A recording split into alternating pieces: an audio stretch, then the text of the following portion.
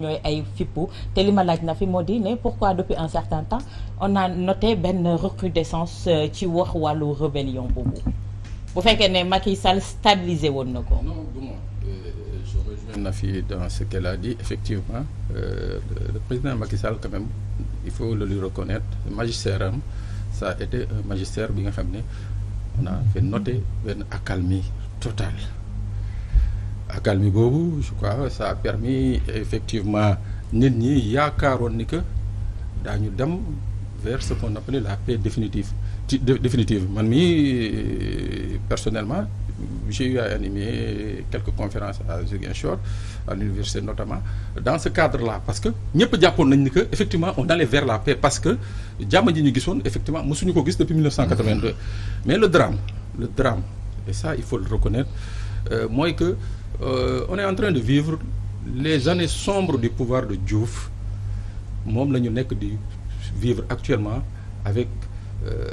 la fin du deuxième mandat du président de la République mooy lan mooy que sous Diouf c'est en ce moment que la stigmatisation des populations du Sud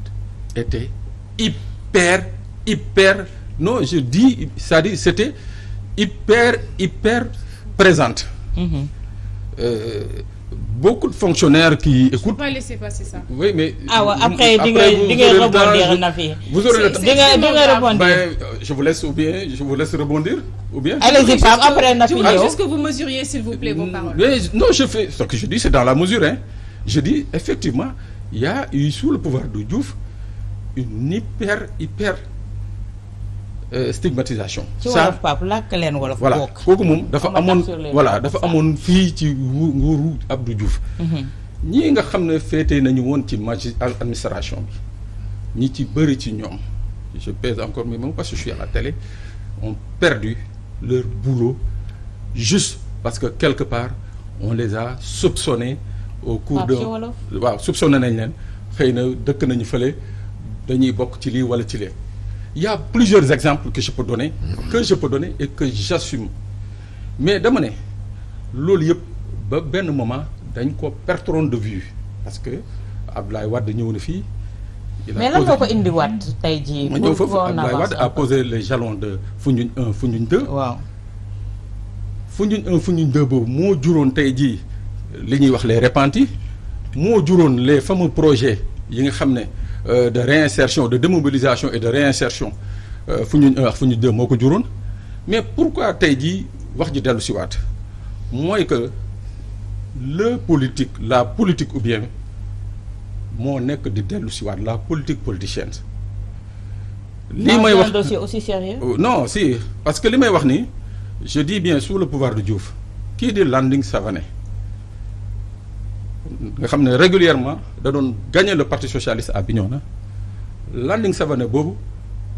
il est encore vivant et il est un témoin vivant de l'histoire de ce Sénégal-là moom mun na wax combien de fois il a été stigmatisé par rapport à la crise casamançaise donc bu ñu gisaatee loolu en 2022 loolu di judduwaat ñiy dégg ay voix autorisées di singale ay nit wala di singale benn xeet il faut que nag qu'on tape sur la table pour dire non parce que nag muy sénégalais wu Ziguinchor muy sénégalais wu Tamba muy Kédougou muy Fouta amul kenn ka nga xam ne ëppal nga dignité un autre sénégalais c'est-à-dire que sénégalais yëpp benn nañu parce que carte d'identité bi dañ ciy def national amul benn carte d'identité ba nga xam ne dañ ciy def originaire du Fouta wala quoi donc moo tax tey jii bu ñu toogee peut-être un combat politique ils sont libres man je dis que les politiciens du ma leen weddil dara ils sont libres mais nag waasoo bi indi diggante indi xaajaloo vraiment nañ ñu ci musal parce que les Sénégalais ont subi et ont trop subi par rapport à ces histoires de waasoo ak xeet. d'accord nañ ci dimbale rek. tey Georges mbir mi ñu bëri jàpp ne dañ cee laax li nga xamante ne moo di wàllu politique politicienne ndax tey toll nañu foo xamante ne ci réew mi war nañoo tiital li nga xamante ne sa askan la rawatina ci wàllu xeex gi nga xamante ne tey am na te maa ngi koy wax sànq ba léegi. mooy li ma inquiété pourquoi depuis lors coow Casamance fayoon tey mu ñëwaat. je crois que dans cette affaire là il faudrait que qu'on y aille avec beaucoup de retenue. Parce que c'est un sujet très sensible. D'abord man je ne peux pas comprendre loolu du ma ko nangu que parce que dañoo jàpp un rebelle. entre guillemets ou je sais pas ça c'est selon que nous mën a faire croire encore Sénégalais que la situation est devenue pire wala il y a eu une recrudescence de la rébellion en Casamance parce que il y a quelques mois de cela on a vu le travail que boo xam ne moom la armée bi def fële démanteler les bases de Salif Sadio, les champs de chanvre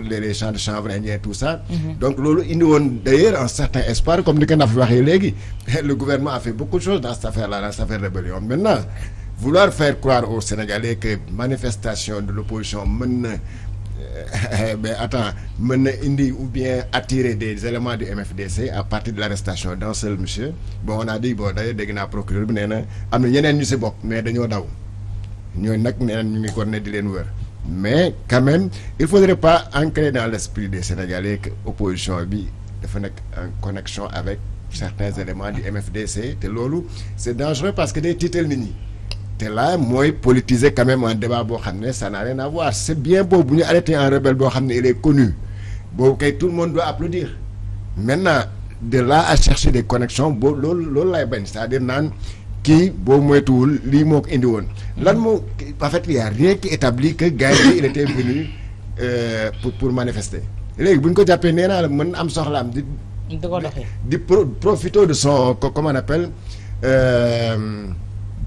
on appelle ça encore là c'est-à-dire mën na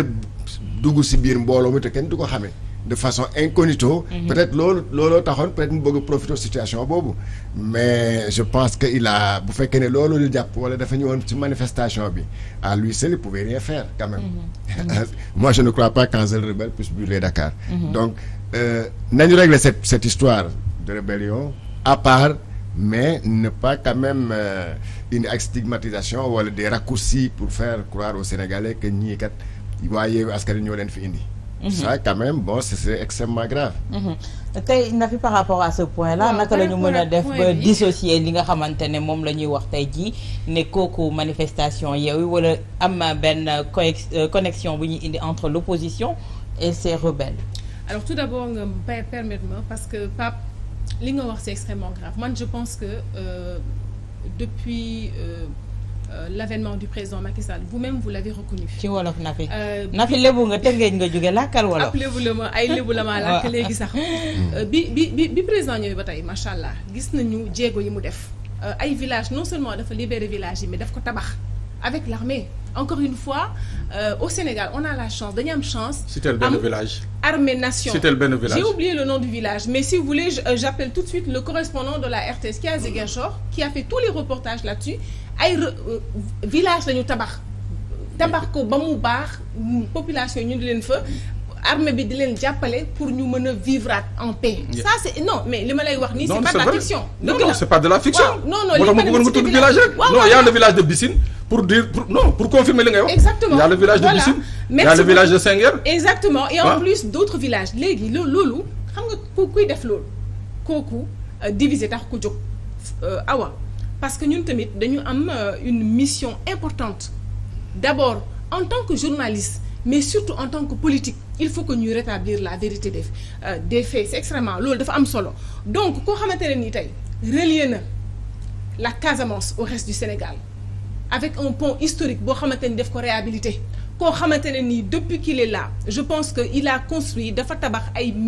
des centaines de kilomètres yoo xamante ni tey yow tey ba doon dem Casamance doo fanaan da ngay boo xëyee non may ma tuuti rek s'il te plaît may ma tuuti rek donc loolu dafay wane ne li nga xamante ni tey moom la sama xarit wax Pape du ma ko nangu loolu du dëgg stigmatisation bi amul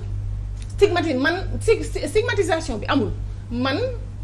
depuis je veux dire depuis plus de 30 ans am naa bàjjen boo xamante ne nii mi ngi dëkk Mérina sama jabaru ndijaay la elle est de Oussouye donc man sama famille xam nga am na ay Casamance ak keneen donc loolu mënul am Sénégal te loolu képp ku ko fi bëgg indi da ngay sonn xaajaloo. mais est-ce que du loolu la ñu commencé di gis Nafi? non gisuñu ko xam nga lu tax. parce que mi ngi wax histoire au landing mais cette fois-ci on le vit avec Ousmane Sonko et ses partisans qui sont de Ziguinchor. justement loolu tax sànq ba léegi may laajte pourquoi recrudescence boobu ñu bëgg ko indi. Ziguinchor rek du Casamance. La Casamance c'est la Casamance tout entière dont je parle man. mais justement du loolu Casamance am na ay pël. parce que xam nga aussi li nga xamante ni aussi yenn saa yi moom la yenn médias yi di def irresponsable mooy dañuy nax population bi encore une fois dañoo nekk ci benn ère boo xamante ne ni naxaate dafa gaaw parce que lu tax mu gaaw mooy canaux yi ñuy naxaatee dafa bëri réseaux sociaux yi dafa essaimé donc il faut que li ñuy wax ñu xam ko moo tax aussi parfois il faut anticiper gouvernement yenn saa yi mën na wax sax ñu ne gouvernement moo wax fekk avant boobu déjà am na yoo xam ne yu bëri dañ ko doon wax mais ñun dañu am une mission ñu dëggal ñu wax dëgg gi loolu moo tax aussi parfois il faut anticiper man je fais partie aujourd'hui au sein de Benno des gens qui disent il faut qu'on anticipe bu ñu xaar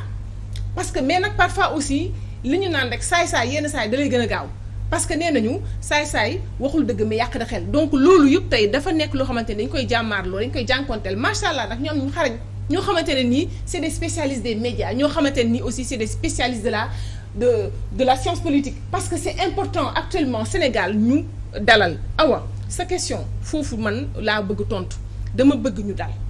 dama bëgg ñu tey dama bëgg jàmm ku ko mën ci oote surtout médias yi nañ ko oote parce que gis nga ay du yem ci bopp borom te Sénégal ku ko nar a taal da ngay taal tàkk daw di daw Sénégal féex parce que mag ñu baax ñi nag am na loo xamante ni ji nañ ko fi képp ku ko yéene safaan bi dana dal ci yow. d'accord loolu moom mooy indi tey ji ma ñëw ci li nga xamante ne xam naa ne question wàllu rébellion beeg procureur mën nañ ci épauler ko pendant une semaine mais loolu moom mooy indi tey ji ma ñëw ci préfet bu Dakar ñii bëgg manifester mu tere leen ko. yéen tamit ngeen toppoon gouverneur ci note circulaire bi mu bindoon ànd ceeg moom ne sursoir ngeen seen manifestation ñii ñëwaat woote manifester ngeen génn na ngeen di contrecarrer kon est-ce que loolu amul contradiction ak yéen seen posture. non xam nga sànq rek mooy li ma la wax ci maanaam.